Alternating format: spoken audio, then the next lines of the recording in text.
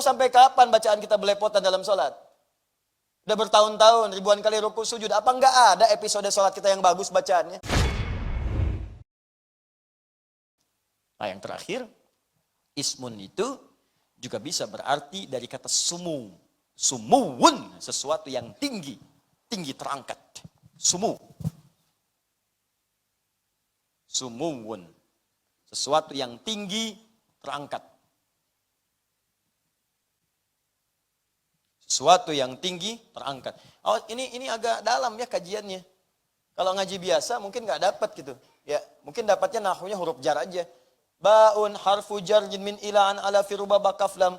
Huruf jar yang menjadikan kalimat setelahnya harokatnya kasroh, jar diturunkan ke bawah. Bi jadi i.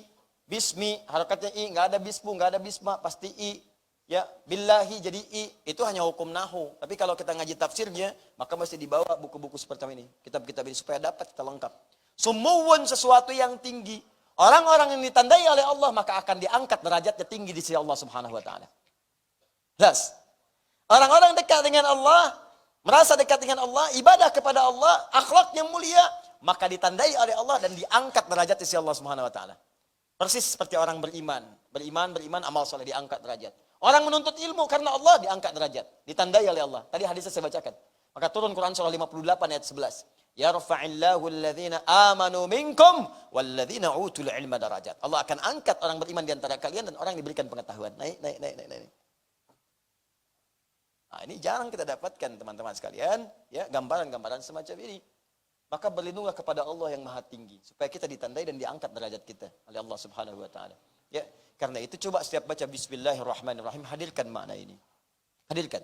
Allah sedang mengawasi saya. Kalau sholat malu kalau diawasi bacaan gak bagus. Katanya di hadapan Allah, katanya diawasi. Masa bacaan jelek? Mau sampai kapan bacaan kita belepotan dalam sholat? Udah bertahun-tahun, ribuan kali ruku sujud. Apa enggak ada episode sholat kita yang bagus bacaannya?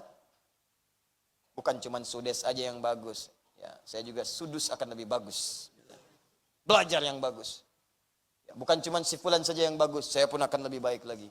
Bukan cuma si fulan aja yang suaranya indah, saya pun insya Allah bisa indah. Belajar.